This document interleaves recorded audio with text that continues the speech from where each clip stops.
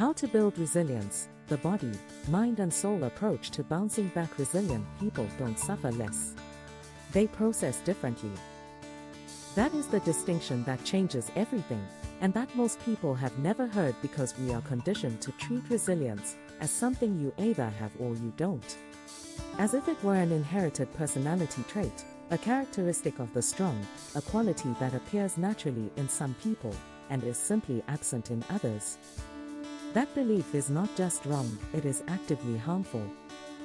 Because as long as you believe resilience is innate, you stop developing it.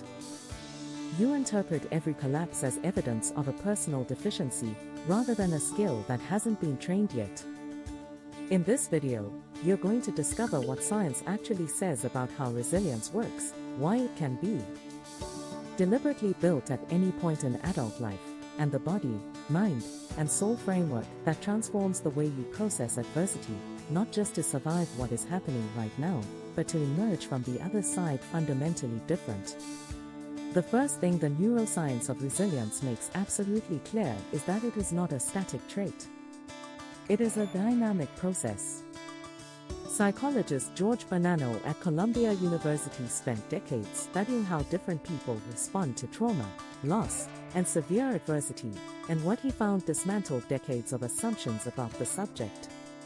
Most people exposed to traumatic events do not develop PTSD. Most return to stable functioning within months. And that return is not explained by the absence of suffering, it is explained by the presence of specific regulatory processes that can be identified, studied, and taught. Resilience is not the absence of falling. It is the capacity to process the fall without it becoming permanent. And that capacity has neurological, behavioral, and spiritual substrates. All three are necessary, and all three can be developed. Let's start with the body, because it is the level people most ignore when talking about resilience, and it is the level where everything begins. When you go through severe adversity, the first system to respond is not your conscious thinking. It is your autonomic nervous system. The HPA axis fires, cortisol rises, the sympathetic nervous system enters survival mode. This is a biological process, not a psychological one, and it requires biological intervention to be regulated. Research from the Stanford Psychophysiology Laboratory shows that people with greater resting heart rate variability consistently demonstrate greater psychological resilience under stress. In plain language, the more flexible your nervous system is under normal conditions, the more quickly it returns to equilibrium after a disruption. And that flexibility can be trained. Slow breathing with extended exhale, regular moderate intensity physical exercise, controlled cold exposure, and consistent quality sleep are all interventions with robust scientific evidence for increasing heart rate variability and therefore the physiological capacity for resilience. This is not optional wellness.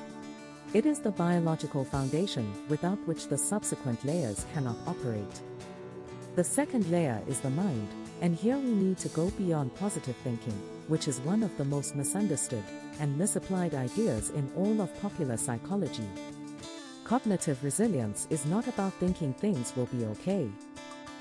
It is about what researchers call cognitive flexibility, the ability to hold multiple perspectives on a situation simultaneously, to revise narratives as new information arrives, and to distinguish between what is controllable and what is not.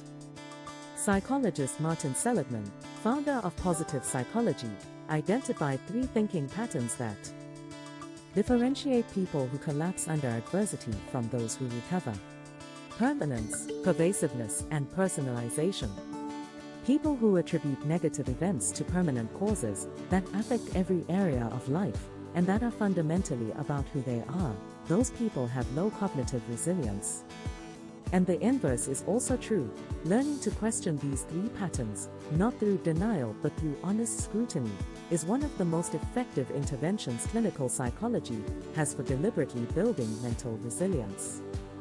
But there is a third layer that conventional science frequently underestimates, and that the data shows to be just as important as the first two.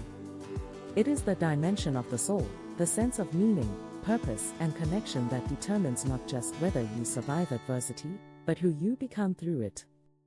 Psychiatrist Viktor Frankl, survivor of Auschwitz and founder of logotherapy, observed that the variable that most differentiated survivors was not physical strength or psychological history, it was the presence of a sense of meaning that survived the circumstances.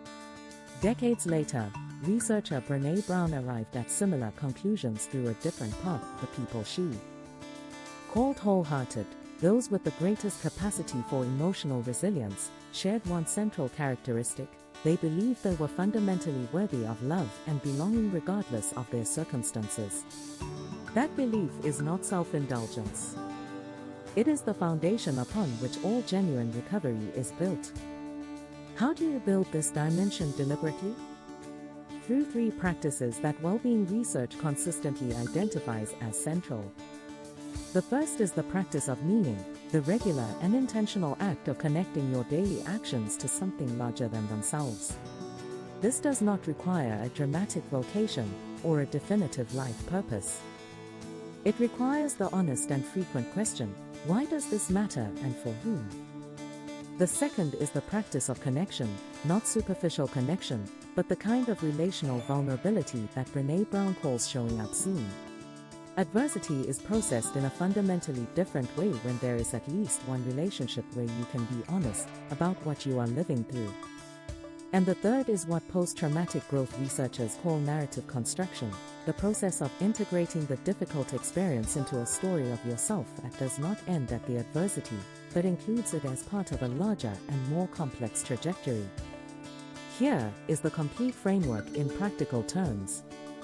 At the body level, establish a daily nervous system regulation protocol: 5 minutes of slow breathing with doubled exhale in the morning, consistent physical movement, and a digital disconnection window before sleep. At the mind level, when adversity appears, apply Seligman's 3P test: is this situation truly permanent, truly pervasive, and truly about who I fundamentally am?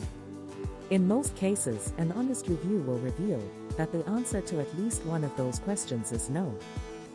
And at the soul level, identify one person with whom you can be completely honest about what you are living through, and one practice, any practice, that regularly connects you to something larger than the immediate crisis. Resilience is not what you have when things get hard. It is what you built before they did.